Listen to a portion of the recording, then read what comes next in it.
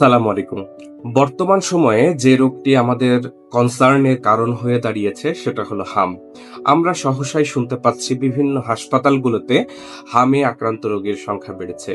শুধু রোগীর সংখ্যায় বেড়েছে ব্যাপারটি এমন নয়, হামে আক্রান্ত হয়ে মৃত্যুবরণ করেছে এমন অনেক শিশুর খবর আমরা বিভিন্ন গণমাধ্যমে পেয়েছি।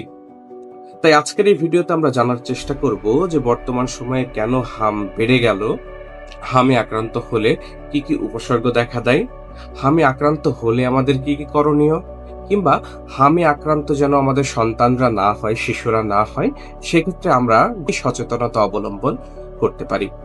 প্রথমে জেনে আসি যে হাম আসলে কি। হাম একটি ভাইরাস জনিত রোগ। মিজলস ভাইরাসের কারণে এই রোগ হয়ে থাকে। এই রোগটি নতুন কোনো রোগ নয়, বেশ পুরনো রোগ। এক সময় যখন টিকা আবিষ্কার হয়নি কিংবা ভ্যাকসিন আবিষ্কার হয়নি, তখন শিশু মৃত্যুর প্রধান কারণই ছিল এই হাম। হামে আক্রান্ত রোগীর সংখ্যা হঠাৎ করে বেড়ে যাওয়ার কারণ কি? আমরা বিভিন্ন মাধ্যমে জেনেছি যে হামের যে টিকা, সেই টিকা বিগত কয়েক বছর ধরে নাকি দেওয়া হয় না। এটা কিন্তু অন্যতম একটি কারণ হতে পারে হামে আক্রান্ত হওয়ার সংখ্যা বাড়ার। এছাড়াও বিভিন্ন কারণে আমাদের ইমিউনিটি সিস্টেম, আমাদের বাচ্চাদের যে রোগ প্রতিরোধ ক্ষমতা, সেটা কিন্তু কমে গেছে বা কমে যাচ্ছে, যার কারণেও এই হামে আক্রান্ত হওয়ার পসিবিলিটিটা বেড়ে যেতে পারে। চলুন জেনে আসি শিশুরা যখন হামে আক্রান্ত হয় কি কি উপসর্গ দেখা যায়। প্রথমত, এটি অত্যন্ত কন্টাজিয়াস বা সংক্রামক রোগ। এটা খুব দ্রুতই বিভিন্ন রেসপিরেটরি যে প্রোডাক্টস বা বলা যায় যে আমাদের নিঃশ্বাস কিংবা হাসি কাশির মাধ্যমে এটা খুব দ্রুতই অন্য শিশুদেরকে আক্রান্ত করতে পারে। হাম মূলত 0 থেকে 5 বছরের বাচ্চাদের হয়। শুধু বাচ্চাদেরই হবে ব্যাপারটা এমন নয়, এই ভাইরাসে বড়রা আক্রান্ত হতে পারে। কিন্তু যেহেতু শিশুদের ইমিউনিটি সিস্টেম দুর্বল থাকে, তাই শিশুরা এই রোগে বেশি আক্রান্ত হয় বা বেশি আক্রান্ত হওয়ার চান্স থাকে। বিশেষ করে যারা টিকা নেয়নি কিংবা যার মা টিকা নেয়নি কিংবা বিভিন্ন কারণে পুষ্টিহীনতায় ভুগছে, এইসব শিশুরা এই হামে আক্রান্ত হওয়ার চান্স বেশি থাকে। তো হামের একটি অন্যতম বড় সিমটম হলো জ্বর, কাশি, নাক দিয়ে পানি পড়া, চোখ লাল হয়ে যাওয়া কিংবা কানে ইনফেকশন হওয়া, এবং টিপিক্যাল একটা ফিচারের মধ্যে যে ফিচার সেটা হলো গায়ে র্যাশ ওঠা। এখন যদি কেউ আক্রান্ত হয় সেক্ষেত্রে করণীয় কি? যেহেতু কন্টাজিয়াস ডিজিজ, প্রথমে সেই বাচ্চাটাকে অন্যান্য যারা সুস্থ মানুষ আছে তাদের থেকে আইসোলেট করতে হবে, আলাদা করে দিতে হবে, এবং যত দ্রুত সম্ভব চিকিৎসকের পরামর্শ নেওয়ার জন্য হাসপাতালে নিতে হবে।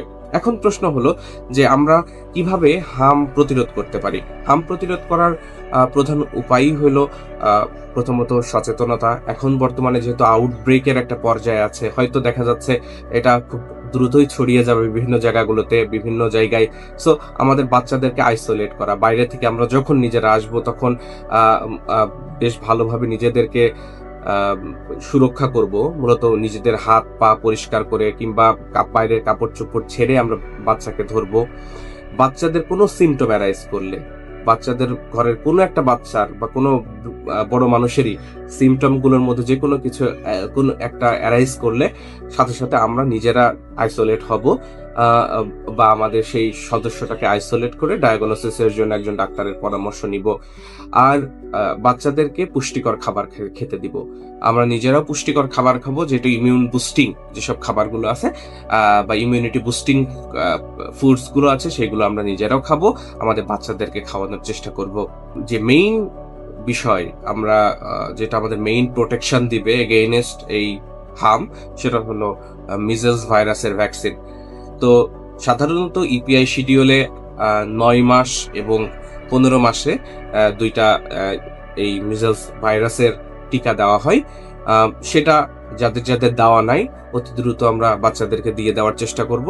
আমরা মনে করি যে যেহেতু এটা ভাইরাসের সংক্রমণে হয়ে থাকে, এই রোগটা অটো রেজুলেট করে, হয়তো ওইভাবে চিকিৎসা নেই। আমরা নিজেদের ইমিউনিটি যত বুস্টিং করব তত ভালো এর আউটকাম ভালো হবে। এখন প্রশ্ন হলো যে আমাদের এখানে ভয়ের কারণ কি, বা আমরা এত ভয় পেতে হচ্ছে কেন? এই রোগ নিয়ে আমাদেরকে ভয় পেতে হচ্ছে কেন? প্রথমত, মিজলস ভাইরাসে আক্রান্ত হলে বেশ কিছু কমপ্লিকেশন অ্যারাইজ করে। প্রথম যে কমপ্লিকেশন সেটা হলো নিউমোনিয়া।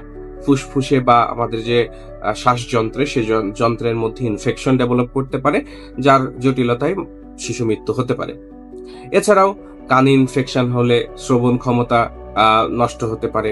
অনেক সময় ব্রেনে ইনফেকশন ছড়িয়ে পড়ে, যাকে আমরা এনকেফালাইটিস বলি। এই ব্রেনে ইনফেকশন ছড়িয়ে গেলে সেই ক্ষেত্রে কনভালশন বা খিঁচুনি এই ধরনের সমস্যা হতে পারে, এমনকি মৃত্যুও হতে পারে। এছাড়া চোখে যদি ইনফেকশন হয় সেক্ষেত্রে দৃষ্টি পার্মানেন্টলি চলে যেতে পারে। এছাড়াও নানাবিধ কমপ্লিকেশনের কারণেই মূলত এই রোগে আক্রান্ত বাচ্চা কিংবা রোগীরা মারা যায়।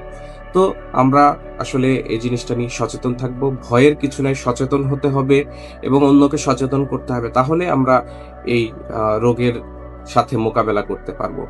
সবাই আশা করি সচেতন হবেন, নিজেদের বাচ্চাদেরকে সেভ করার লক্ষ্যে নিজেরাও প্রোটেকশন ব্যবহার করবেন এবং বাচ্চাদেরকে প্রোটেক্ট করার চেষ্টা করবেন। ধন্যবাদ।